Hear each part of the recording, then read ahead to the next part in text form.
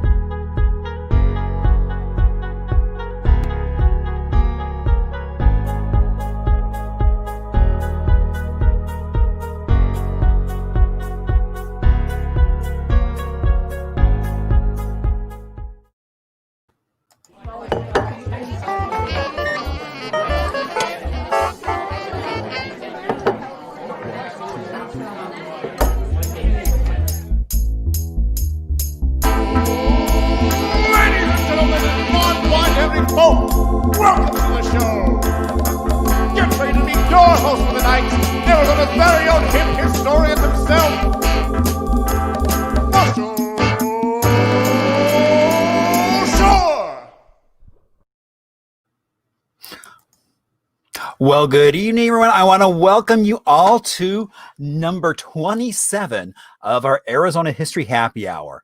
And have we got a heck of a great show for you. Now, I know some of you are out there watching out there on Facebook Live, on YouTube, and on Twitch. And I want to welcome you to the week before Halloween on October 22nd as we get ready for Arizona History Happy Hour. Every Thursday night, 7 o'clock, right here for all kinds of Arizona history fun. So welcome. I hope you're all having a great day. I mean, I love the fact that the temperatures are getting actually a little bit nicer. Right now, I actually have my front door open so I can get a nice little breeze going with some of that fresh air from outside. And tonight we actually have a really special guest, kind of a Halloween theme. We're going to be talking about Haunted Bisbee, but we'll go into more about that later. Now, this is only made possible because of folks just like you, not only sitting there, but so many of you have been so generous, and no amount is too small to keep this going. Now, I'm also lucky enough right now, I have a sponsor in AARP, and they have a message in that now more than ever, there are critical issues on the line in this election for the 50 plus. AARP has adapted to the reality of 2020 election year. We're working hard to make sure voters can vote safely and know their voting options. We're speaking up to the candidates to remind them that 50 plus voters are watching. Until Election Day, AARP will fight to make sure voters 50 plus can make their voices heard.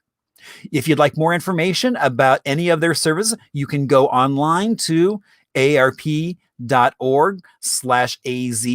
They have a wide variety of things going on. I think one of my favorites is the drum circle they do. You can get on, and the whole idea is, even if you don't have a drum, if you have a spoon, a pot, a plate, whatever it is, you can join in the festivities and just make some noise, which is so much fun. Now, what can you expect besides lots of fun? Well, you know, we always have a special guest, and they create some trivia so we get a chance to talk about some really cool stories, as well as this happy hour. So indeed, we have a cocktail. We also do a little bit of Arizona music, as well as some show and tell. I like to pull things kind of from my collection and talk about them, as well as we do a little segment called Little Arizona. Well, that was redundant, little.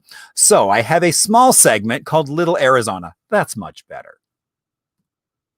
So if it's your first time here, I always go through and kind of give an introduction to myself, so that way people know, why is he there doing this? So my story of how I got here to Arizona starts a little over 20 years ago. I was living in Brooklyn, working in a beautiful little Carnegie building. Now, you might not be able to tell, but in the front of that photo, there's a little bit of snow.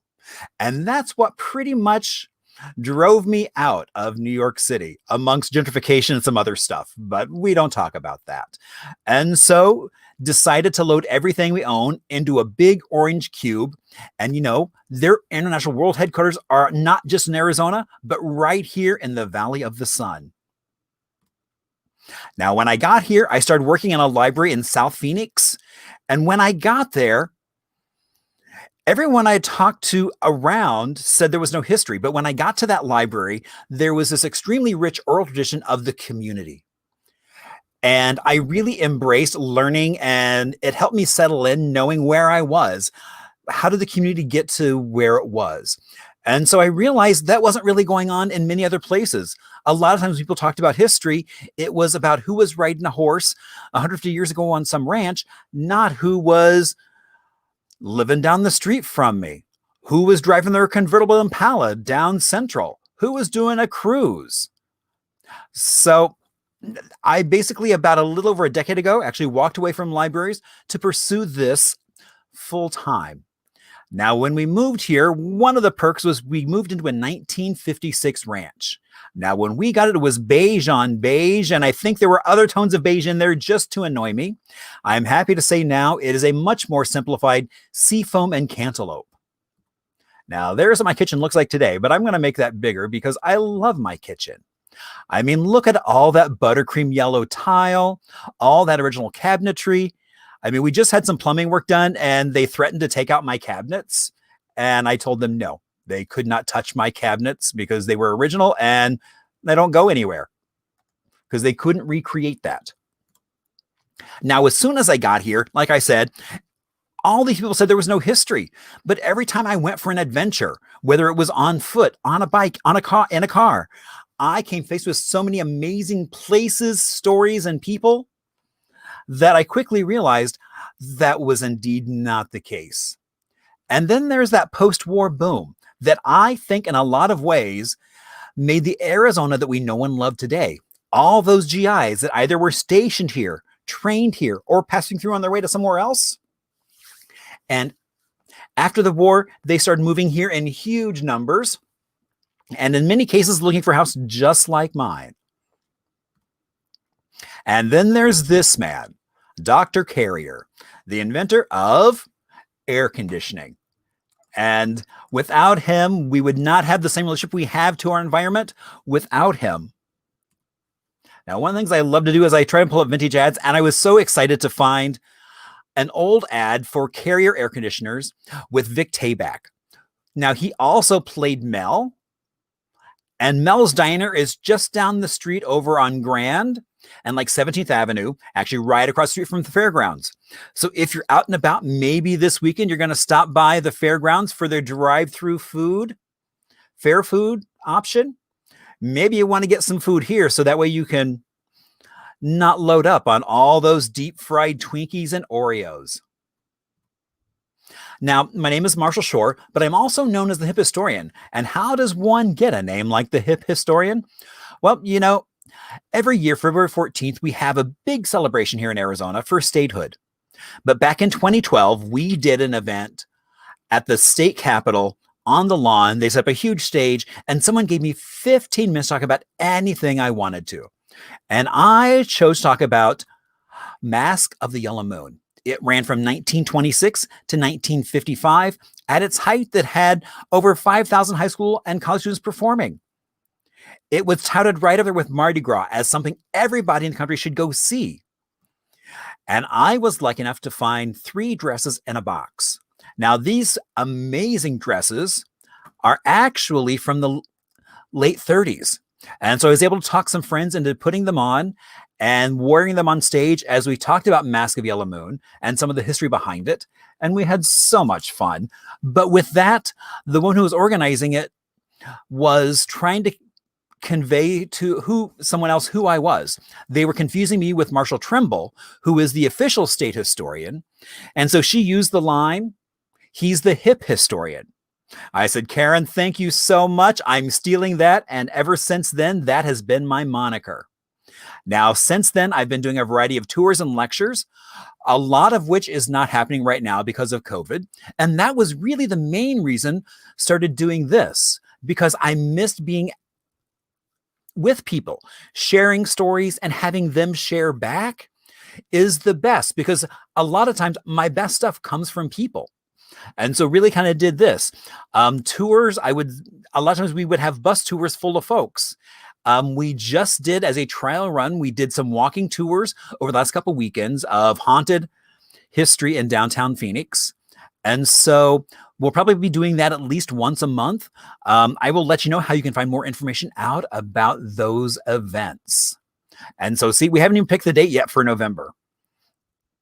Through my website, you can sign up for my newsletter. We should have that figured out by hopefully sometime next week. Now, you will see if you're on Facebook, you'll have a chat option off to your left. So feel free to post questions, ask things, say hey to friends as they pop in. You'll be able to see their chats as well. Now, if after the show you want to reach out to me, there is always the good old-fashioned email, which is hello@hiphistorian. You can also follow on Instagram, Hip Historian, as well as Facebook, which is Marshall Shore Hip Historian. And my website is, you guessed it, hiphistorian.com. So now I will ask, if you're watching on Facebook, you'll see a little button at the bottom that says share. If you could do me a big favor and click on that button to let all your friends know that we're going to be sharing some really amazing haunted history stories in just a little bit. Show them how much fun you're having. Now, because it is happy hour, you got to have a cocktail. And so I am lucky enough to actually, my friend PJ over at the Valley Ho does a cocktail for me every week. And so let's see. So, that's awfully small. So let's do that. And so there is my bartender. And so, well, he's kind of a silent bartender. He doesn't really work very hard. He doesn't even get chatty when you ask questions or anything. He just kind of sits there. But so PJ took one of the cocktails that's on the regular menu of the Valley Ho. And so he knows how much I like to make a cocktail kit. So it's like, so he did these really cool things. I mean, it's a mint berry julep, or I'm sorry, mint berry mule. So it comes in this, and you can get this to go from the Valley Ho as well. And so it's a mix of vodka, some strawberry, mint syrup, lime, and we're going to add some ginger beer in just a moment. And so we're going to pump that in. And it even comes with a little tiny ginger beer. Isn't that adorable? So you've got that. So you just kind of top it off with that. He even gave me a strawberry to garnish with. And then he went out and picked this morning these mint flowers. And so you kind of plunk them in there. Now, he did say because these are so beautiful, but because it is bee season, bees are out doing their thing. And so, and I should drink it that way so you can see my beautiful cocktail. And I should put those, otherwise I'm going to be putting my eye out with my mint flowers. So there you go, is our lovely concoction for this evening. And we've not had a bad cocktail yet, which I love, because if it's me, I'm like making all kinds of things, and who knows what I'm getting sometimes.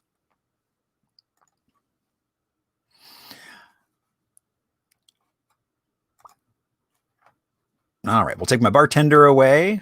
We'll bring that up. And so, so the mint berry mule is always on the list of cocktail options at the Valley Ho at Cafe Zuzu. And you even can have it in a mug that says Valley Ho on it. I'm trying to figure out which way to turn that. There you go. So you can see that. So that's our cocktail for this evening. Now it's time for show and tell. And, I wasn't quite sure what to do for tonight. And so I was killing some time on Facebook. I'm not sure if any of you have ever done that before, but I was just kind of scrolling through, trying to plan my day. And my friend Joyce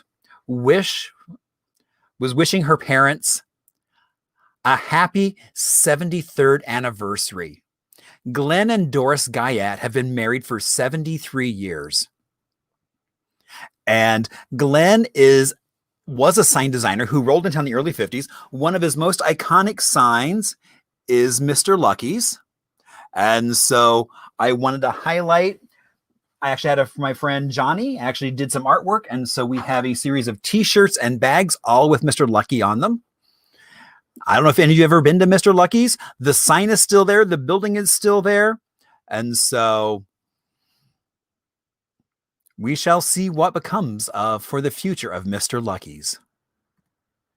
Now, because of the miracle of modern, or in that case, steampunk technology, I am so happy to bring on a very special friend. So I'm going to bring Francine on.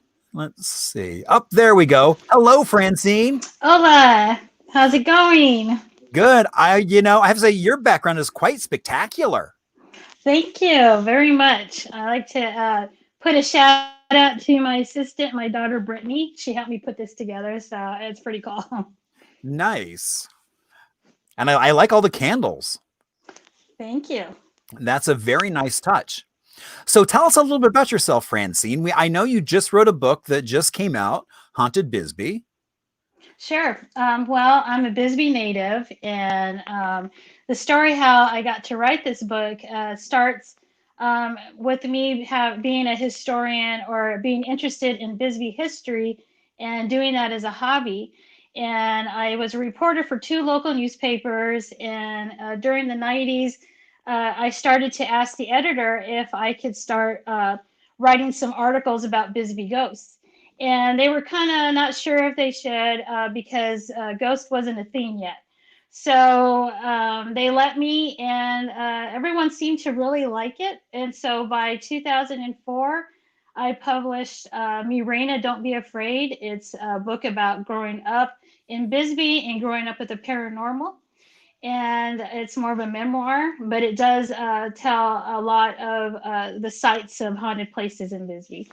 And around 2013 to 2016, I ran Bisbee historical tours, and I also I gave a walking tour to you. I remember that. That was a lot of fun. Yeah, we all did like an overnight and stayed at one of the places we're going to be talking about in a little bit.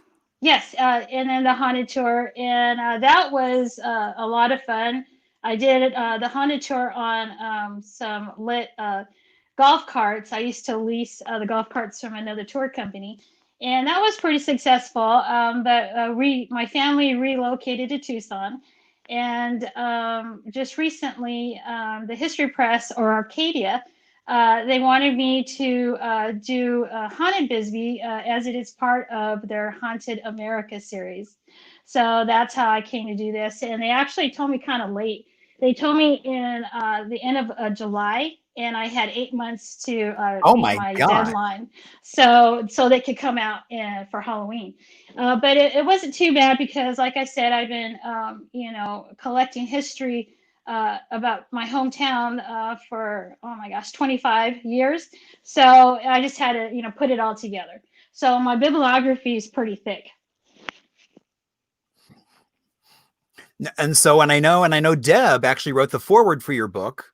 Yes. Debbie and I, Debbie Branny, she's the director of the MVD Ghost Chasers, and she's another paranormal historian. She does great work for the ghost world. And so it was a really nice privilege to have her do that for me. And we've had a lot of experiences in Bisbee, and some of them, or at least one, I'm going to mention tonight. Very good. Yeah, I mean, Deb and I have been doing ghost tours for, probably about the last almost decade. So right. Yes. Yeah. You guys are a good team too. We are. I mean, we have a lot of fun, and that's the goal, is to have some fun and share some great stories. Yes. So I always have the guests create trivia, so that way we can talk about a wide variety of things. And I think you hit out of the ballpark today, Francine, with all your. Thank you. So yeah, no, it was really good. All right. Thank you.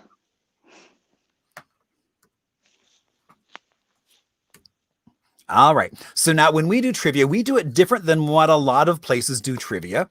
Now, if you've played before, you know that we go through the questions. They're all multiple choice. So even if you don't know the answer, you can take a guess and have a good shot of getting it right. And you can keep track of it either in the chat, if you've got a pen and paper handy, even if you have cake icing and your leg. You can keep track of your score right there. Now, what we will do is once we're done with our 10 questions, we'll take a little bit of a break, talk about some Arizona music history, and then we'll go through the answers. Because for us, the goal is that you walk out knowing more than you knew. And so that's the fun. And so we're also going to have some great stories. So, all right. So let's get on to question 1. All right. George Warren prospected an area which would become Bisbee. As a young boy, he was captured by an Indian war party, and then 2 traveling prospectors recognized him as white and traded what for a young George? Was it A, a jug of whiskey, B, some beef jerky, C, 15 pounds of sugar, or D, tobacco? What did those traveling prospectors trade for young George?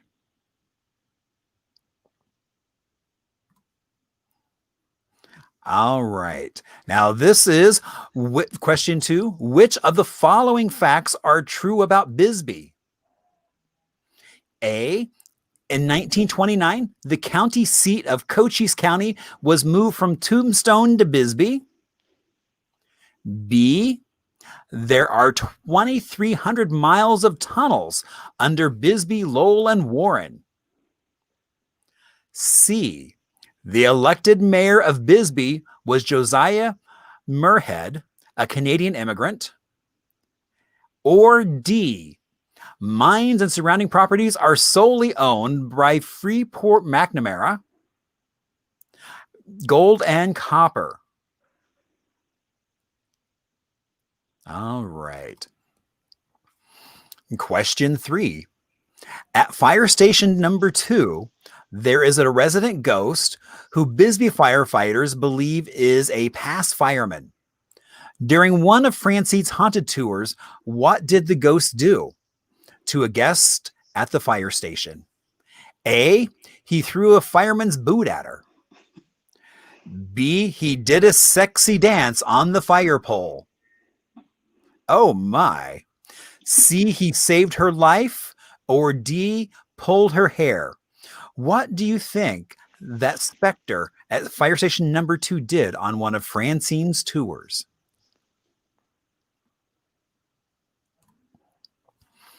All right. Question 4. In 1909, oh, and I already forgot how to pronounce this, Francine. You're going to have to jump in and help. All right. 1909, residents of the Zacatecas. Right. All right. The residents of the Zacatecas Canyon neighborhood called the police nightly due to some type of supernatural sightings. What was it? Was it A, spaceships were flying above Zacatecas? B, gargoyles were seen on the side of the mountain? C, a full-bodied apparition of a woman was seen wailing and crying on a hill? Or D, Tommyknockers were spotted? Well, and I'm going to take a little sip of my mule. Cheers. Cheers, Francine. Salute.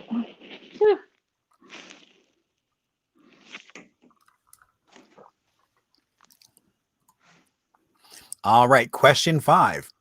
In 1921, a teenager drowned in a reservoir located in Zacatecas Canyon. Good job. They could not find his body. A priest from Sonora was called and found the boy in what way? A, dove into the water himself. B, knocked one of the surrounding walls down. C, lit 2 candles floating on a pie tin. Or D, unplugged the pipes. So how do you think that priest from Sonora found that young boy? And that was our halfway mark. So here we are coming down the side of the hill. All right. The Lowell School is closed for decades. The downstairs bathrooms have what kind of paranormal activity? A ghost janitor has been seen mopping floors. B, a child in a communion dress has been seen washing her hands. C, a nun has been seen floating quickly behind students in the reflection of the bathroom mirror. Or D, the toilets flush on their own. Oh, a haunted toilet. All right, moving on to question 7. Bisbee City Park was the town's first cemetery. Oh. The city relocated all the bodies to Evergreen Cemetery. The park officially opened in 1916. What well-known entity has been spotted at the park's entrance staircase? A, a ghost boy. B, a gremlin. C, a shadow person. Or D, a ghost dog. Which one of those has been spotted at the entrance to Bisbee City Park?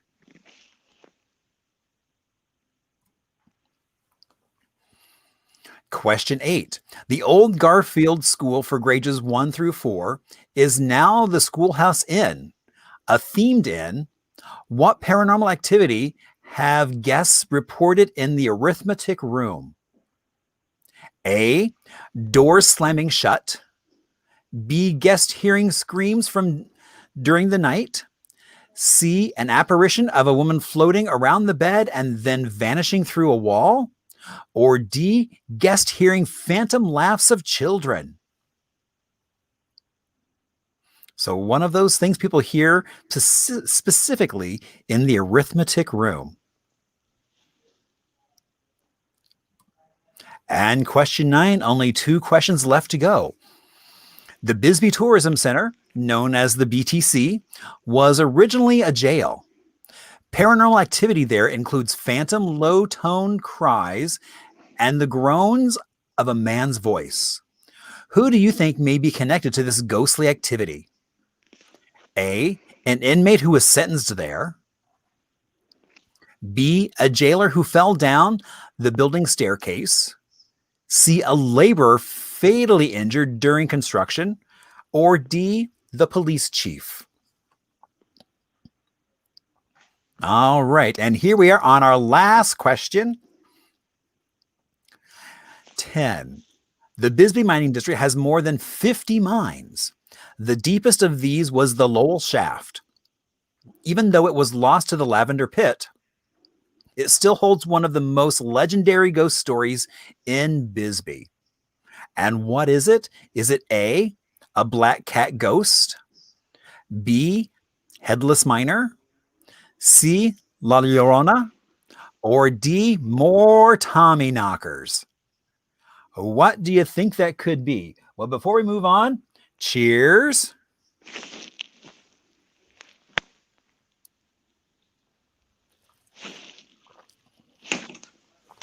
All right. So while you're gathering your answers, we're going to take a little bit of a music break to talk about some Arizona music that folks might not realize. Because, I mean, there's so much music history here in Arizona. That's been the fascinating thing of just getting a chance to go explore and learn.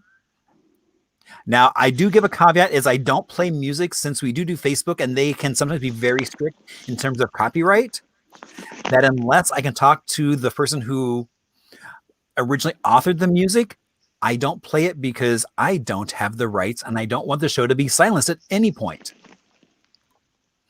So we're going to talk a little bit about Stan Jones and a really popular song called Ghost Riders in the Sky. Now he was near Douglas, a border town, and the indigenous people around there believe that when souls vacate their bodies, they reside as spirits in the sky, resembling ghost riders.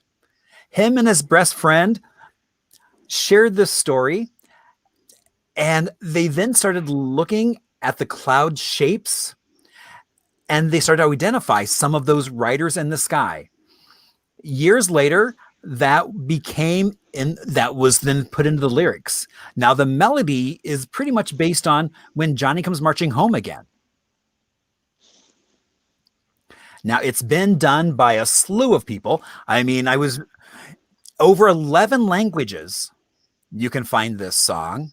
I mean, everyone from Elvis to Bing to the Doors, Dolly, Marty Robbins, Peggy Lee, so many folks. They said there's over 50 different versions just in English. Even some heavy metal versions as well. All right. So who's ready for some answers as we get a chance to hear from Francine as she tells us about some of these really cool stories? So, before we go on, I would like to ask, one of the answers kept popping up is Tommyknockers. What is a Tommyknocker? Well, I don't have the exact definition, but I know it's a creature of, I think it's European. It's a European a legend, a story. They were supposed to show up in the mines when there was going to be a cave-in or a mishap or a dynamite, something like that. So Okay. they're actually like little guardians. Ah, okay. All right. So young George Warren wound up being captured, and two prospectors found him, and they traded, oh my gosh, how many pounds of sugar, Francine? 15 pounds of sugar. And wow. I want to lead up to that, so I'm going to give a very short, condensed version of Bisbee history, how it came about, because obviously he's a big part of it. Well, in 1877, there was a U.S. Army Lieutenant, John Rucker, and 15 men from Company C, 6th Cavalry from Fort Bowie, along with an Army scout named Jack Dunn. They came on an expedition in the vicinity of Bisbee to see if there was a Cherokee Apache encampment in the area. Jack Dunn was a very good scout, and so that's why he came along. Well, anyway, they camped overnight, and the next morning, the troops were complaining about the quality of water. So Jack Dunn took it upon himself, and he headed up the canyon, and he found a spring of water flowing over a large rock, which we call Castle Rock today. And he got his containers, he filled them up, and started heading back down the canyon to the camp.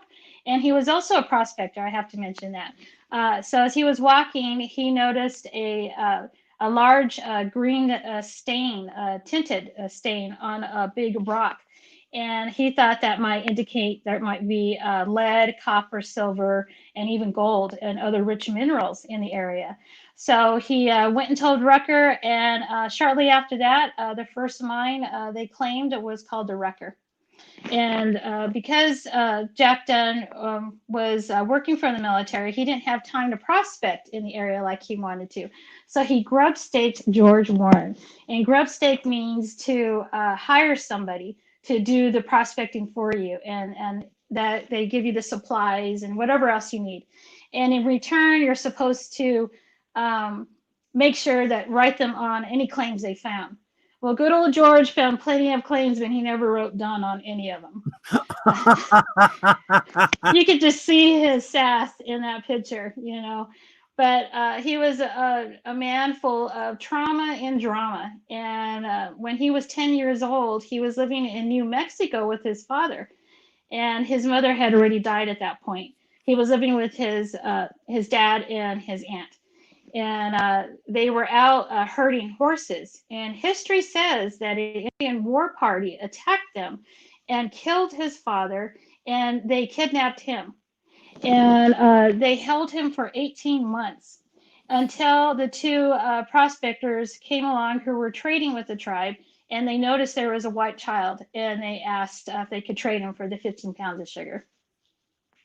Wow. Yeah, so he's also called the father of Bisbee. He is C.S. Fly took that picture, and they used that to use for the Sill of Arizona. If you didn't know that already, if he's a little miner, so that's him. Okay. So yeah, I Bisbee, never realized that. Yeah, it looks. I'm sure it's that picture. And if you look at the seal, it's in the same position, and that's supposed to be George Yeah, no, Warren. exactly. I know the mine you're talking about on the seal, and I'm like, oh yeah, wow. And so then I'm assuming the town of Warren is named after him. Yes, they. There was the town, the old Bisbee had the smelter um, right where on what do I want to say? There used to be the railroad depot right across from the BTC and Bavoom and all that. Well, right down the road was the actual smelter. So can you imagine going full speed when Bisbee was booming and all that, the air, the everything, the pollution was going everywhere and everybody smelt it. So people were trying to move up Tombstone Canyon. And so they decided that they were going to create a beautiful community. And that was Warren, and they named it after George. Ah. All right. So which of the following facts are true? Well, that was a trick question. I was going to say, I am like, indeed. I think no matter what you put, gives yourself a point because all of them are true. Yes. In 1929, there was a heated election back in November to move the county seat from Tombstone to Bisbee. And obviously, they moved it to Bisbee officially in 1931 when they moved into the beautiful new courthouse. That's a Pueblo Art Deco building. It is gorgeous to this day. And oh my God. It's one of those buildings. Every time I'm busy, I have to take a photo of myself in front of that building because it's spectacular. Oh yes, it's amazing, and it's amazing when you don't have to go there officially. Well, yeah, I'm assuming so, that I'm going there by choice, not because I'm being drugged and handcuffed. Exactly. And I write a lot about it in my book. I'm not going to talk about the ghost today, but it's in the book. So, and I give all the description of what went into building the structure. B, there are 2,300 miles of mine tunnels under Bisbee, Lowell, and Warren. There's also, besides that, they had 2 open pit mines. Bisbee was always trying to make more money. So not only were they having the mining operations underground, they also had it on the surface. So in 1917, they created the Sacramento pit, and they used steam shovels to dig that out. And that closed in 1929. And then they tried again in 1954, the Lavender Pit. That was named after Harrison Lavender. He was a general manager in that time era. He actually passed away before they started to create the pit. And they closed that down in December of 1974. And the following year, all operations, underground, everything ceased in 1975. And C, the first elected mayor was Mr. Murihead. He was a Canadian immigrant. Him and his wife were very prominent in Bisbee. He also constructed the building what the inn at Castle Rock is in now. And it was a boarding house. Yeah, it was a boarding house. And at the time, it was the largest structure in town. Beautiful. It's still, those buildings are still standing and look like you can see these people come right out of them. Right. I mean, no, I mean, I love that inn. So. Yeah. And D, the mines and surrounding properties are solely owned by Freeport, McMoran, Copper, and Gold. Back when good old George, when he went to prospecting, he did find the first mine after 56 days after the Rucker was claimed by Dunn and Rucker. After that, it just went like wildfire. Everybody came to Bisbee. Small mining companies, large corporations. They were all, fighting for space. They had their mines, and before you know it, they were their tunnels underneath started to breach each other. So that's when they started consolidating. They merged, and eventually Phelps Dodge Corporation owned all the property. And later they sold all the mining properties to Freeport, McMoran, Copper, and Gold, which own it today. Wow, I didn't realize all that was owned by one company. Yes. Wow. All right. All right. So here we are at question 3. So fire station number 2 has a resident ghost.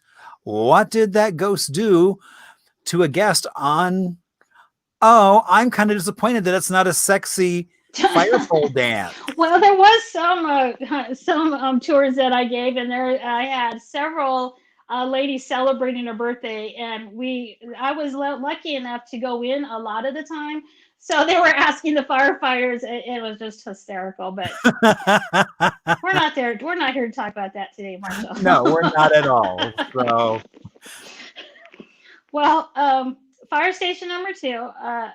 It was built in 1914, and it's a two-story building. It's great looking. It still looks brand new. The Tombstone Canyon residents actually lobbied for that building with the city because they were concerned. The nearest fire station was down on Naka Road, and so they were worried about the time it would take for the horse-drawn fire wagons to come up that curvy road up the canyon. And at the end of it, it was all bucket brigade anyway. So they got their building, and right behind that garage red door is the fire truck and where they park the EMTs. And the fire trucks are really interesting because they have to special order those. They get them customized because they have to be narrow to fit up all the streets in Bisbee. They're very narrow. Some are, right. I didn't even think of they had to have narrow fire trucks because you're right. All those streets are very narrow. Right. It's a big production how they manifest when there's an emergency, and it's a timber box up there. So that fire station is very important. And in front of the regular size door is the fire pole, and it is. They told me one of, or not the very last fire pole in Arizona that's still intact.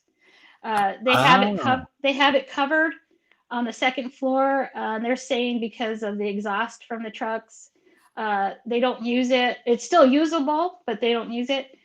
And then in front of the fire pole is a set of really steep stairs. And then when you get to the top, there's the radio room and a kitchen, and then a living room and rec room. And then on the other side is the 6 or 7 bedrooms. So it looks a lot bigger than it really is from the outside. Okay. And so for years, there was rumors that the fire station was haunted. So back in 2009, I was really lucky to be allowed to do the first ghost hunt there. So me and my husband and our friend Carla were able to go in and do an investigation. And before that, I did some interviews, and I interviewed a retired fire captain and some other firemen. And they told me they believe that the resident ghost is a former fireman who worked there in the 1970s. And the retired fire captain was a really close friend of his, and he said that he told him if he ever died, that he would haunt that place. So he was also a prankster, and so they know exactly who this guy is. And well, anyway, so on the day he was supposed to show up for his shift, the retired fire captain got concerned and worried because he wasn't showing up. So he went walked to his house because he lived nearby, and he found him dead.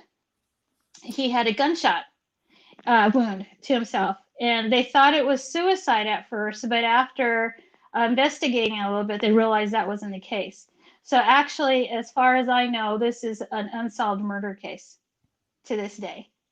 So the firemen are very open about their experiences with the ghost. They said things from in the middle of the night, pots and pans will move around. They'll hear footsteps coming up from those stairs, and they'll open the door to see who it is, and it's no one. They'll hear tinkering down in the tool bench, which is down in the garage. They know it's him. They've seen wet footprints coming from a shower when no one has been in there. They secured the bedroom doors at night, and then they're open when they check on them. A handful of firefighters had told me that while they're sleeping, they'll feel a heavy weight on their chest, like they can't get up, and they know it's him. Or they'll feel someone nudging them on the shoulder to get up. Or another person said he had his hand hanging out over the bed, and someone was hitting the middle of the palm of his hand kind of hard, and he opened his eyes and no one was there. Another, I think, a kind of a scary uh, activity or a ghostly experience happened when they saw the ghost himself walk through the kitchen wall, and they think that the ghost is doing this because in 1993, the top part of the fire station was remodeled. So they flipped everything around. The kitchen and the rec room and living room was on the other side. And then the Okay. beds and everything were actually in one big room lined up. So they think that the fireman doesn't see the kitchen and he sees it the way it used to be. So he's just walking through the room, not through the wall.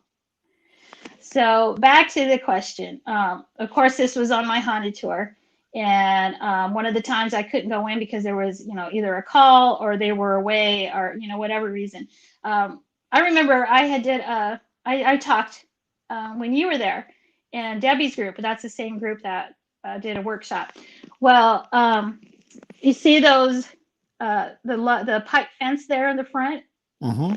Well, as I was talking in front of the garage, the tour guest screamed, "He saved me!" And we're like, what happened? And well, below that, a ditch is about a 15-foot drop, and it's cement, and there's rocks down there, so that's a hard fall. Yeah. So she said she went to sit on it, and she was losing her balance, and somebody grabbed her arm and pulled her off and pulled her onto the bridge. So she said the dead fireman saved her life. So Wow. even in death, this fireman really is doing that. Right. Wow. That's a great story. It is. All right. So in 1909, residents of Zacatecas. Zacatecas I don't speak Spanish, so my accent is just, whatever. Canyon neighborhood called the police nightly due to some sort of supernatural sightings. And what did they see, Francine? Well, let's go back. In 1909, there's a very well read article from the Bisbee Daily Review, and it's Ghostly Visitations Disturb Zacatecas. And in that article, this happened on October 17, 1909, the article came out, but it happened over several months, what I'm going to talk about. Excuse me. There was reports to police on a nightly basis of showers of rocks being thrown on people's rooftops. You can see all the little shacks because that's Yeah. Zacatecas. And it's a rural area. And well, anyway, and boulders big enough were rolled down to crash doors. There was a lot of destruction. So police were called up, and they could never find who was doing this until there was a constable McCrae. He stumbled onto a bundle, and inside the blanket or sheet was a newborn baby. It was dead, and it was Caucasian. And the reason why I mention that is because Zacatecas Canyon used to be a segregation of Bisbee. It was for Mexicans, Mexican Americans, and Yaqui Indian. So it was out of place. And so, they didn't know who it belonged to. So after the baby was found, it settled down. There was not really rocks. There was no more reports. But then another type of supernatural event started happening. A young white woman would come and sit in the very place that baby was found. And she was a stranger. No one recognized her. And no one wanted to approach her because she didn't look natural. So she may have been an entity of some type or a ghost. So this went on for a few nights, and people caught on when she was coming. So they would actually hide and try to get a peek of her. And then she would get up and walk off, into, you can see if you walk further back, there's Dubacher Canyon because it's Zacatecas is below and by Chihuahua Hill. That's another segregation. And then Dubacher Canyon is a little bit further, but so it goes into the wilderness. And so after a while, people just, want to see who she was and where she was going. So in the article, it actually says that she ran and they chased her and she vanished. So, okay, then that ended. And then until this right here, over 100 people saw it. There was a full-bodied apparition of a woman, she was illuminated. She was, like a cast of white around her on a hillside. And they saw her crying and wailing and weeping. And this went on for almost a whole minute. And then she vanished. And then almost directly after that, then came the shower of rocks and boulders. And it was so bad that she didn't show up again, but the boulders and the that type of thing came again. And people were so on edge that the police told people or warned people not to get near Zacatecas because you might get shot, because people would be so frightened that when the rocks and everything would hit their houses, they'd go out and shoot in the air. So I just think that is one of the most intriguing reports done in a newspaper. And I think Zacatecas is beautiful, but I think it's one of the most haunted areas in Bisbee. Well, I'm sure, because all that emotional, I mean, of the segregation going on as well. But Right. wow. All right. Actually, before we move on to the question 5, cheers, Francine. Oh, okay. You got to keep yourself Cheers. lubricated.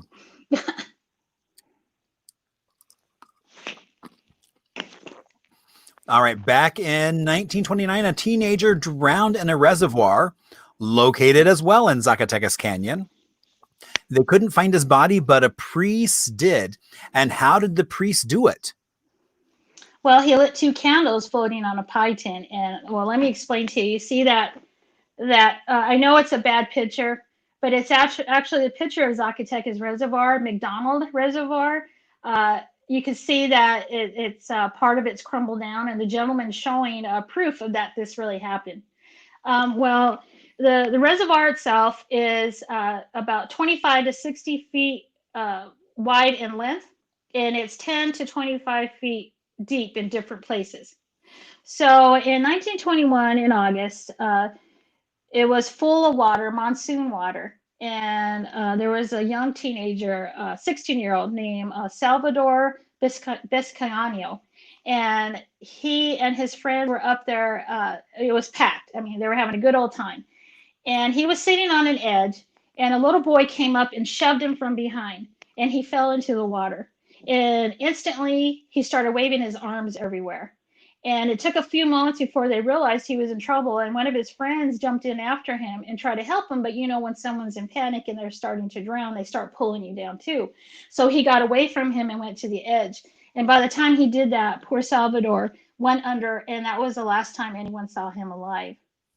Well, there was 2 men there, and they dove in and they tried to save him, but they couldn't because it was so murky. It was full of dirt. There was debris on the ground, and so somebody ran and got the police, and there was a judge in the area, Judge Craig. He came by too, and then another person ran and got a priest who was visiting from Sonora, and he came over, and I think it was mostly for support and prayers, because at that point the mother was there. And as so much time went by, they knew that Salvador had died, but they wanted to find his body. So being Bisbee, they detonated charges of dynamite in the reservoir to push up the body, up to the top. And that didn't work. So they tried to siphon the water, but like I told you, it was so huge, they couldn't do that. They even got a hold of Mr. McDonald, who owned the reservoir, and he was in Tombstone, and they asked him about the pipes so they could unplug it. And he said they were all plugged with debris. So at that point, it was getting dark, and the priest asked the mother to go back to the house and get some pie tins and candles.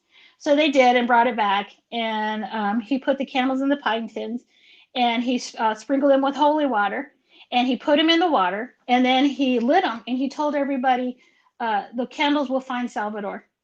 So he put a pie tin in, and one just floated freely in front of them.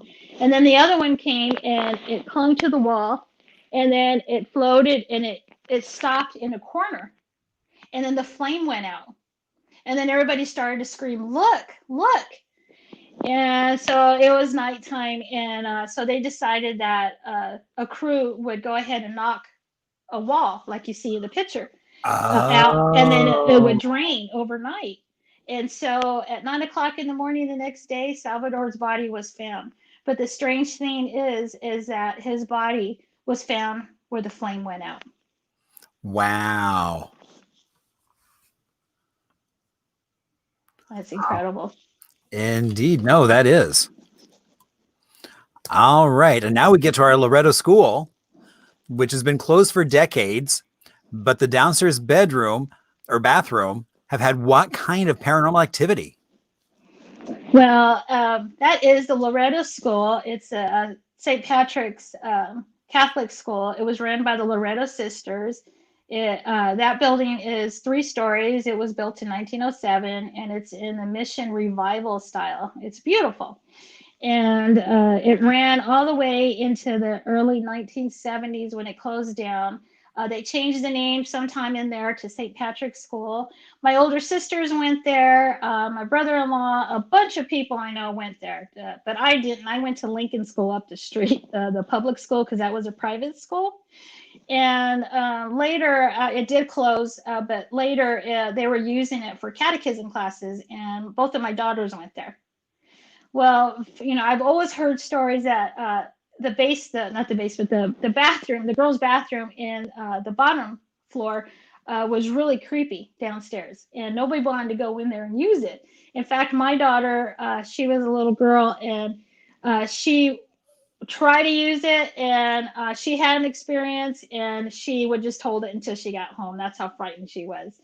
But what happens there is if you're standing in front of the mirror and either you're washing your hands or brushing your hair, 2 things will happen.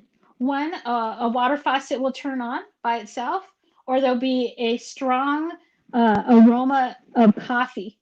And then as soon as that happens, in the mirror, you will see a sister in a long black gown with a habit float by, dash by. And if you look to see her, you don't see her with your own eyes, but you see her in the mirror. Oh, wow. Yes. And the Loretto sisters, when this was built, they actually were housed in a beautiful building right next to Central School on Taylor Avenue.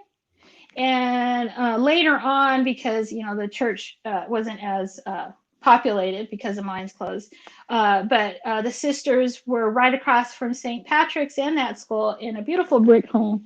And now they sold it, and now Cochise County uses it as office space. But I don't know why such a religious woman or a woman who's taken vows in the church would be haunting that building. But if you ever get a chance, you can ask her yourself.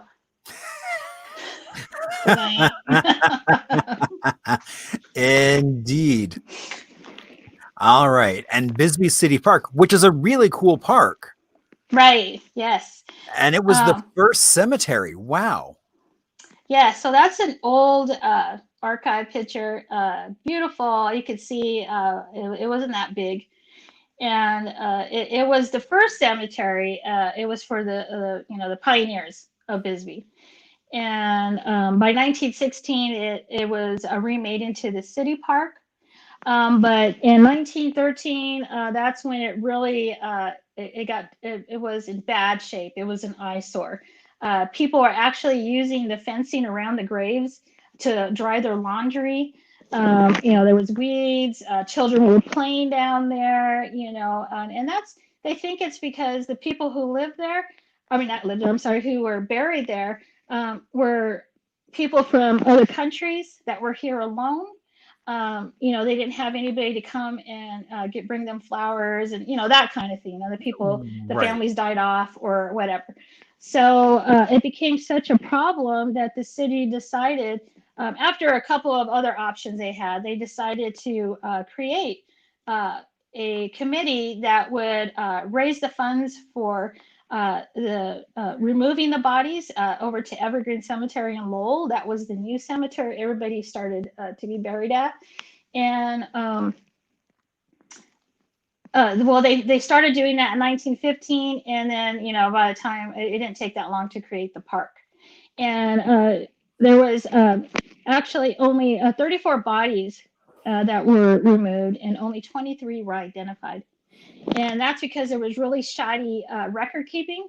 They were written on little pieces of paper and pencil, so it was kind of a puzzle. And a lot of people might think that some of the bodies were left there, but I think that's almost impossible because it was part of the law that they had to make sure everybody was out. And actually, there's offices below.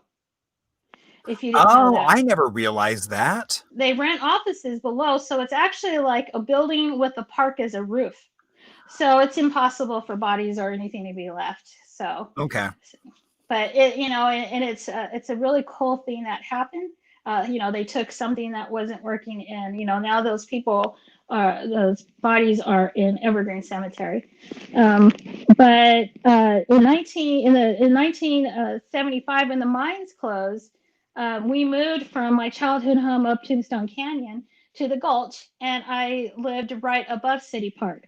So in the 6th and 7th grade, I would go down and shoot hoops because they used to have basketball hoops then, and I would go around and go through the gate of the stairs, and every time I would go in, there's a permanent trash can because that trash can has been there as long as I can remember. And I would see a young boy, a ghost. And at that point, I was seeing ghosts all the time. So I just kind of ignored it. But every time I go, I would see him pointing at the ground.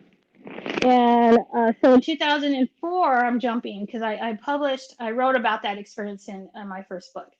And Debbie Branning, she was at a ghost workshop in 2004, and she read my book, and she let me know that she had the same kind of experience there, which I thought was really cool.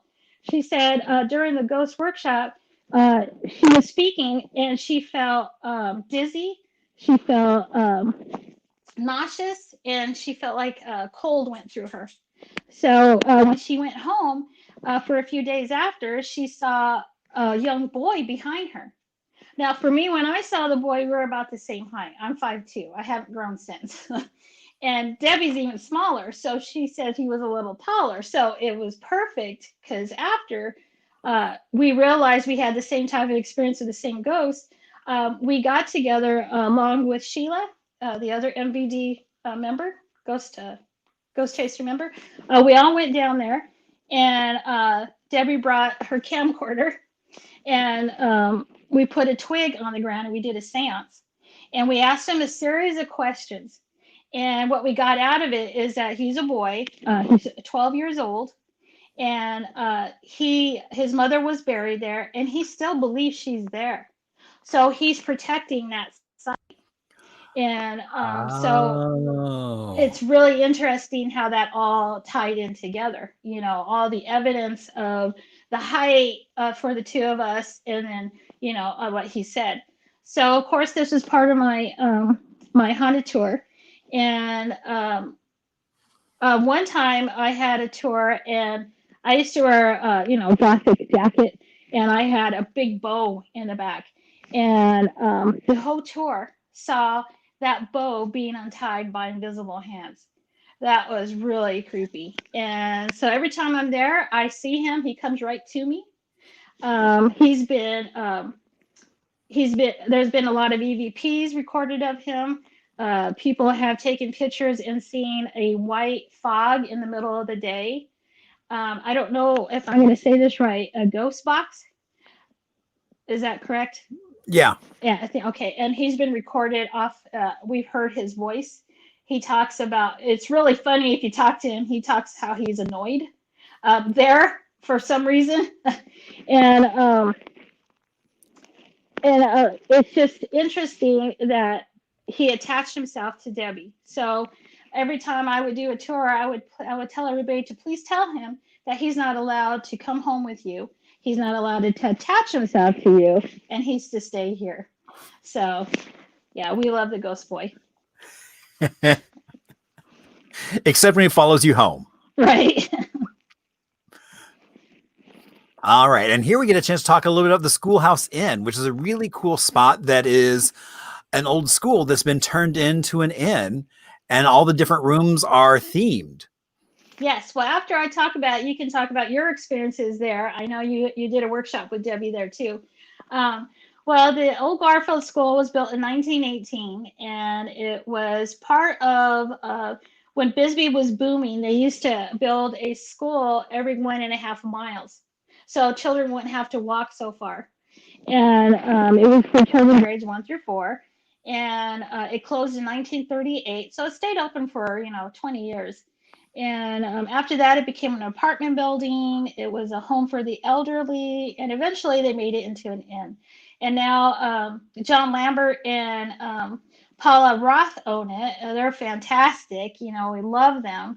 And but it's for sale. So if anybody is interested in the Schoolhouse Inn, it's a fantastic location at the top of a mountain. Mhm. And they have it set up as a themed school for school. So there's 9 rooms.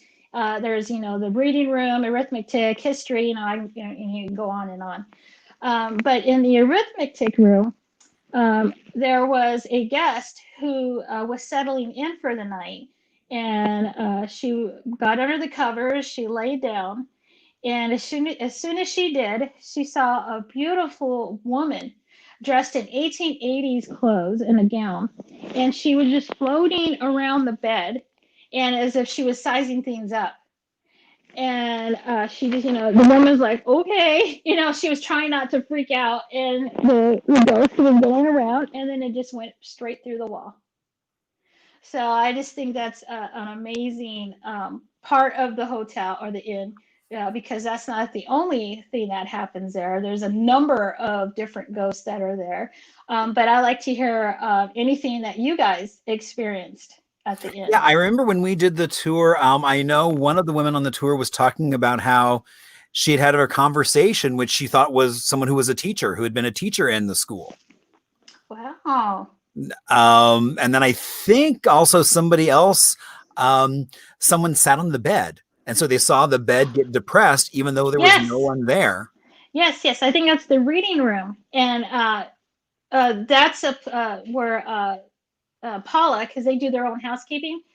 She numerous times, and I was just there 2 weeks ago, and she said that it happened again. That she'll go in and make the bed nice and neat, and then a guest will say, did you not, because they like it, like no, they don't want anybody to been on it before they, settle in for their room.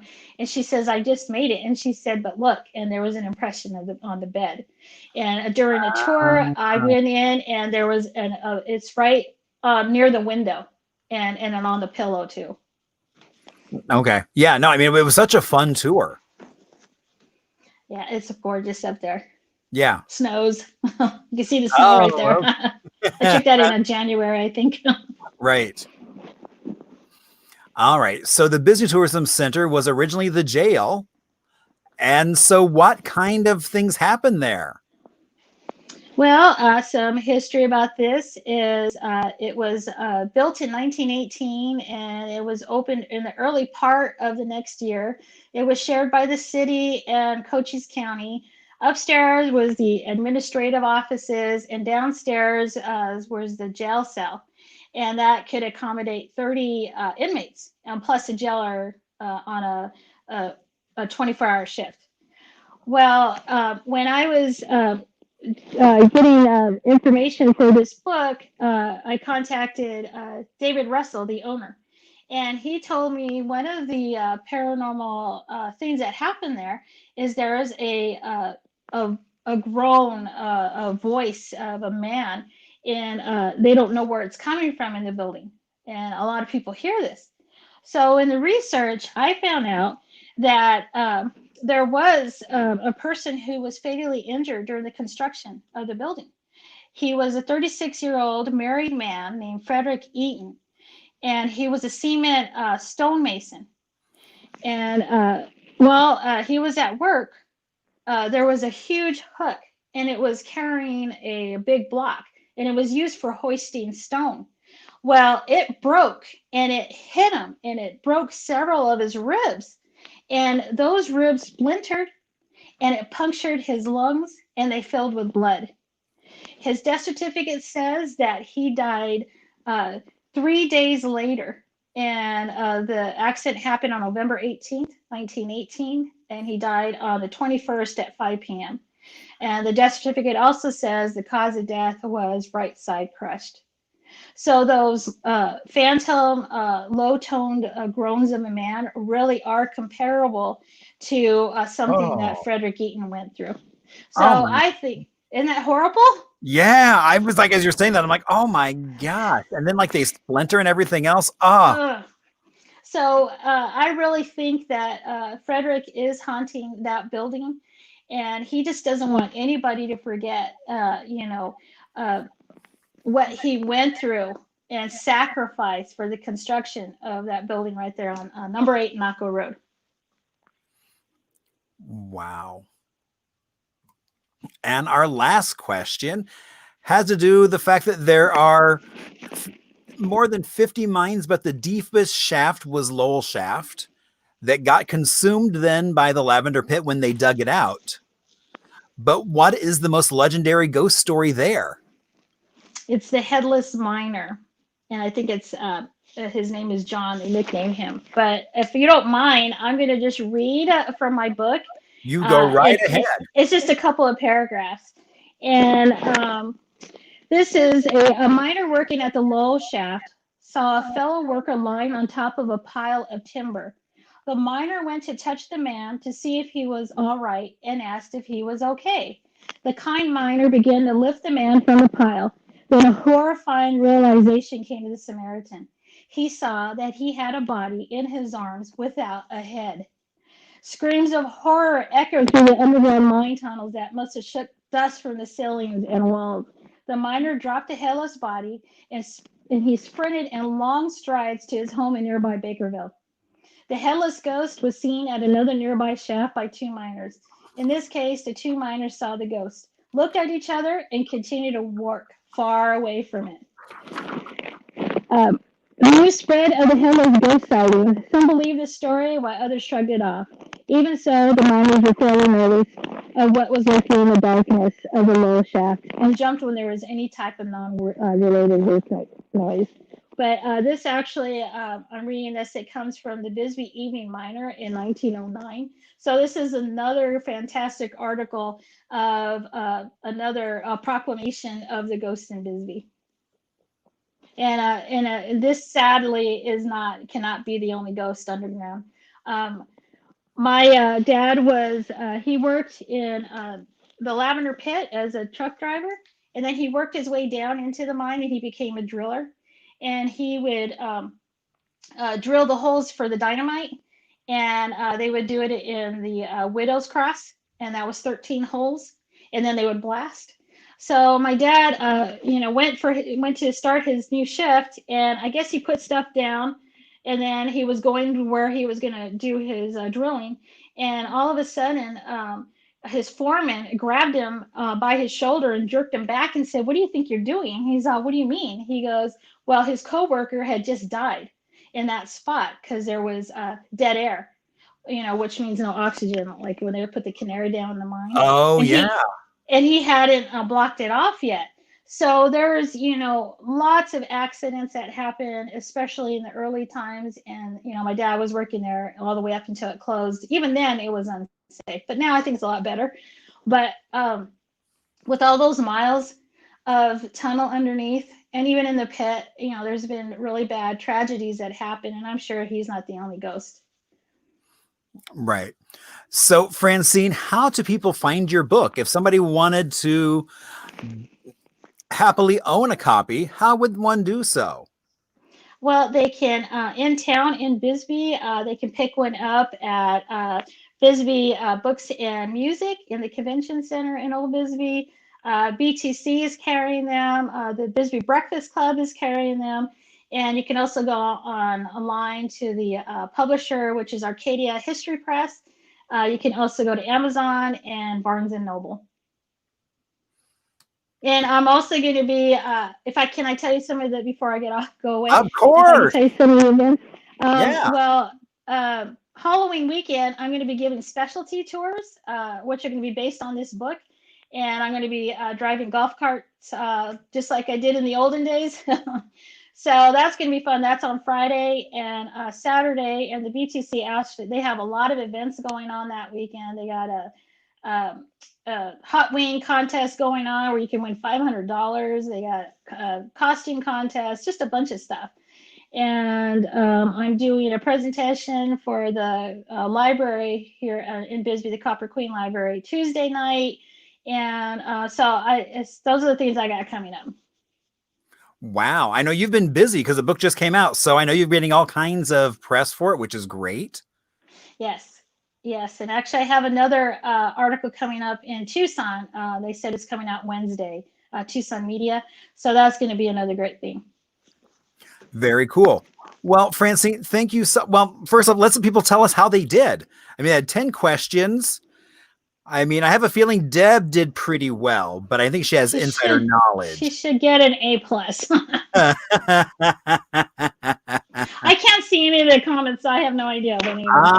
Okay. So, and again, thank you so much. I mean, for sharing not just your love of Bisbee, but also that history and some of the haunted history. Thank you. Yes, I'm so glad that it's available, and I'm so glad it happened. And thank you for having me on your show. And I really hope you gain momentum and it becomes a huge success for you. Thank you. All right. Well, I'm going to say good night to you. So enjoy. Actually, let's do one last cheer. Okay. So cheers, because that way, since we both did a lot of talking.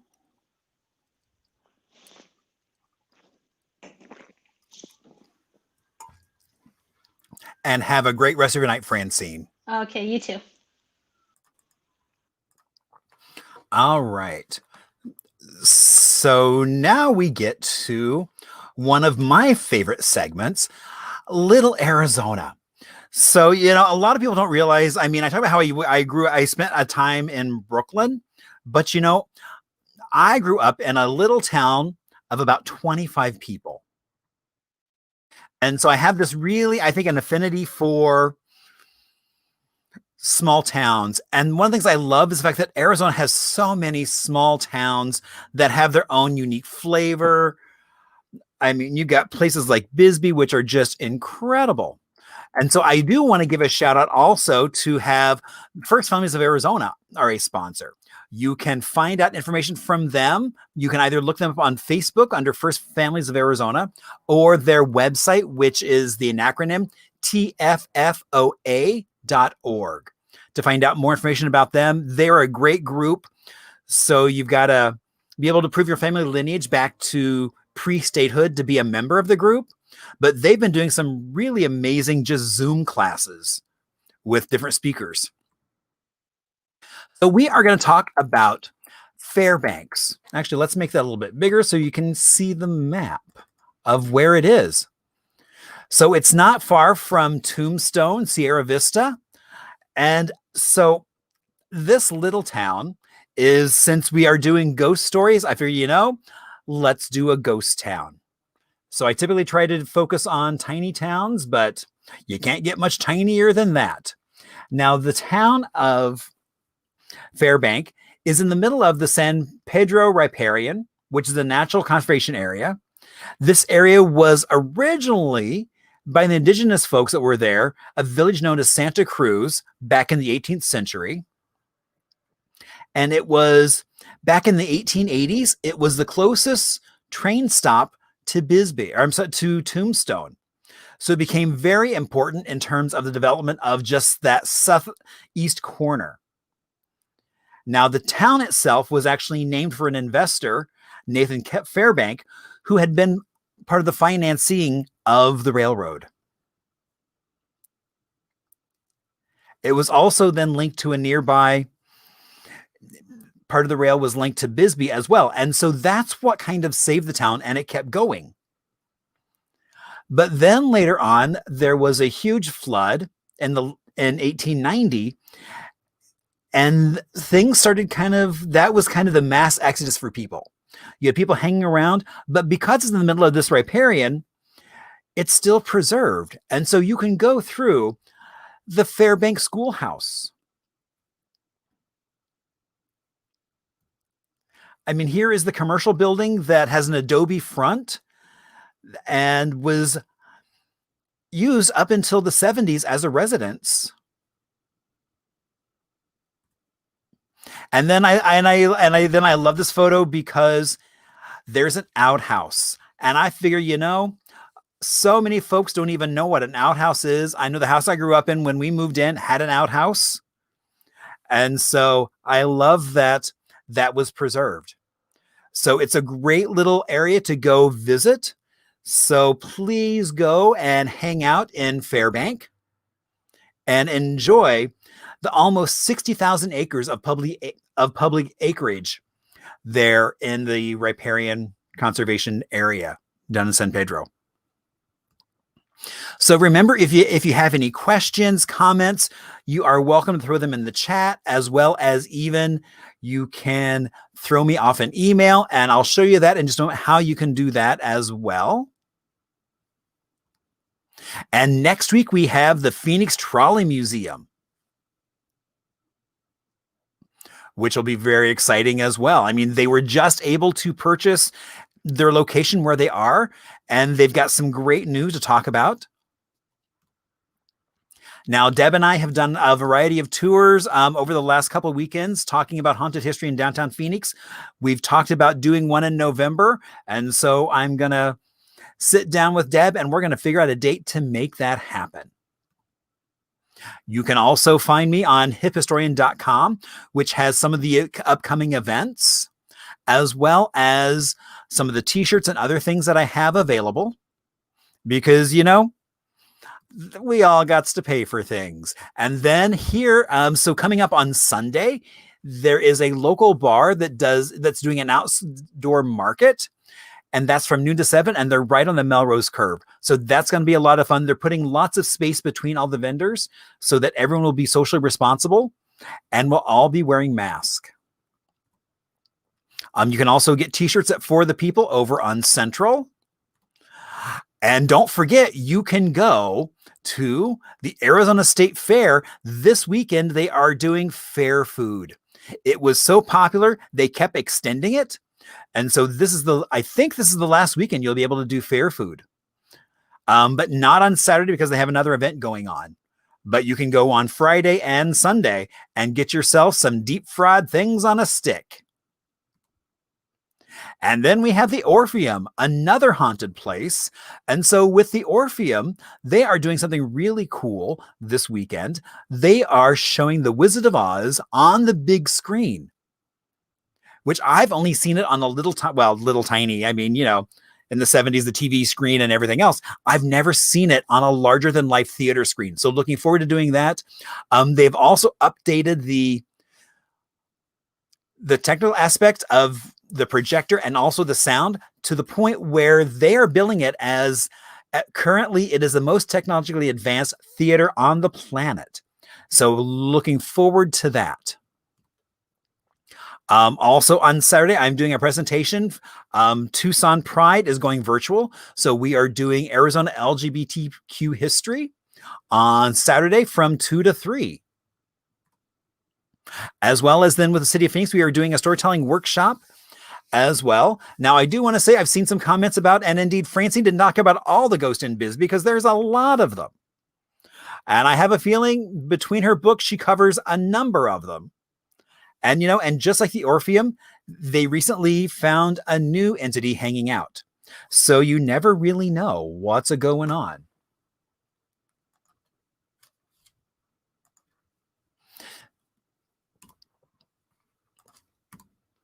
So again, I want to say thank you all for joining us and sharing in your love of Arizona, as Francine was able to tell us some really cool history about Bisbee and kind of intermixing then some of the tragedies that have happened there.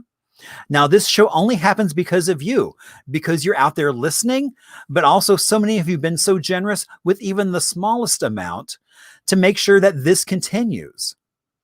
And so I would like to give a shout out to AARP, who is a current sponsor, and they have a message in that now more than ever, there are critical issues on the line in this election for the 50 plus.